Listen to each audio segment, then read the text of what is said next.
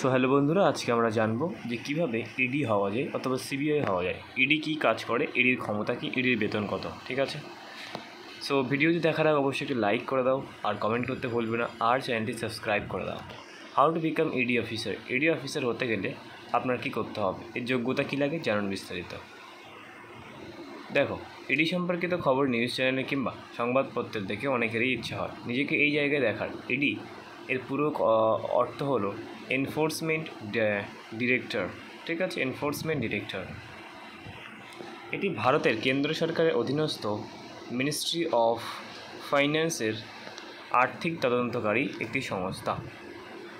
1 মে 1956 সালে ইডি প্রতিষ্ঠিত হয়। আর্থিক কেলেঙ্কারি ফাঁস করার ক্ষেত্রে কেন্দ্রের এই তদন্তকারী দফতরের ভূমিকা আর আলাদা করে বলে দিতে হবে না।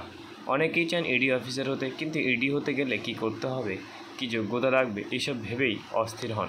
পরীক্ষা দিয়েই কিন্তু ইডি অফিসার হওয়া যায়, কিন্তু তার জন্য কী কী করতে হবে বিস্তারিত জানতে সমগ্র প্রতিবেদনটি পড়ুন। ইডির কাজ কী? এনফোর্সমেন্ট ডিরেক্টর বা ইডি আধিকারিকরা মূলত আর্থিক কেলেঙ্কারির মামলায় তদন্ত করেন। আর্থিক দুর্নীতিতে যুক্ত ব্যক্তির বাড়ি, অফিসে হানা দিয়ে কালো টাকা বা হিসেবে বহির্ভূত টাকা উদ্ধার করে। এদেশে হিসেব বহির্ভূত বা বিদেশি সম্পত্তি কিংবা মানি লন্ডারিং এর মতো অপরাধের পর্দাফাঁস করে ইডি। ফরেন এক্সচেঞ্জ ম্যানেজমেন্ট আইনের লঙ্ঘন, টাকার লেনদেন বিষয়ক তদন্ত, FEMA আইনের লঙ্ঘনে দোষীদের সম্পত্তিকে বাজেয়াপ্ত, দেশের বাইরে কোনো কেনা সম্পত্তি তদন্ত, ফরেন এক্সচেঞ্জ সম্পর্কিত মামলায় তদন্ত করে ইডি। কোথায় ইডি দপ্তর আছে? ইডি এর প্রধান কার্যালয় রয়েছে দিল্লিতে। কলকাতা, দিল্লি, চেন্নাই, মুম্বাই ও চণ্ডীগড়, এই 5 শহরে ইডির কার্যালয় রয়েছে। এবার দেখে নেওয়া যাক কীভাবে ধাপে ধাপে ইডি অফিসার হওয়া যায়। ইডি অফিসার হওয়ার জন্য যোগ্যতা কী লাগছে? ইডি অফিসার পদে চাকরি। How to become ED officer হতে চাইলে 2 রকমভাবে হওয়া যায়। প্রথমটি হলো SSC CGL combined graduation level exam. কেন্দ্রীয় সরকারের যে কোনো অফিসার পদোন্নতির মাধ্যমে ইডি আধিকারিক হতে পারেন। ইডি নিয়োগ করা হয় SSC CGL পরীক্ষা হয় মোট 4টি ধাপে। সেগুলি হলো টায়ার 1 পরীক্ষা 200 নম্বরের, টায়ার 2 পরীক্ষা 100 নম্বরের, ডকুমেন্ট ভেরিফিকেশন এবং ইডি হওয়ার জন্য যোগ্যতা হিসেবে সরকারি স্বীকৃতিপ্রাপ্ত বিদ্যালয় থেকে গ্র্যাজুয়েশন কমপ্লিট করতে হবে।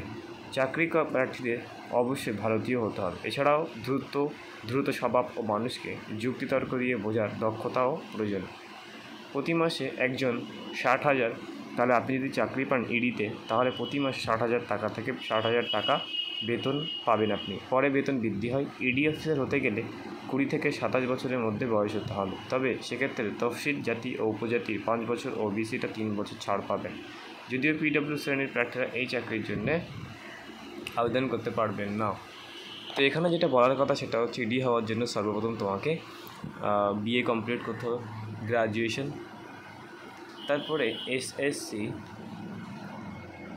CGL এই পরীক্ষাটা দিতে হবে। এই পরীক্ষাটা ক্র্যাক করলে তুমি কিন্তু অফিসার হতে পারবে। এই পরীক্ষা কীভাবে হয়? প্রথমে টায়ার 1 পাস করতে পারলে টায়ার 2, এবং এই দুটোতে পাস করার পরে তোমাকে ইন্টারভিউ দেখা হবে এবং তারপর ডকুমেন্টস ভেরিফিকেশন, তারপরে তোমাকে নিয়োগ করা হবে। তো এটা একটি খুব টাফ পরীক্ষা, মোটামুটি ভালোই টাফ পরীক্ষা। সো এখানে যদি তোমরা আবেদন করো এবং চাকরি পাও, তাহলে তোমরা ইডি হওয়া সম্ভব, তোমরা ইডি হতে পারবে। সো ভিডিওটি ভালো লাগলে অবশ্যই লাইক করবে, কমেন্ট করতে বলবে না, আর চ্যানেলটি সাবস্ক্রাইব করবে।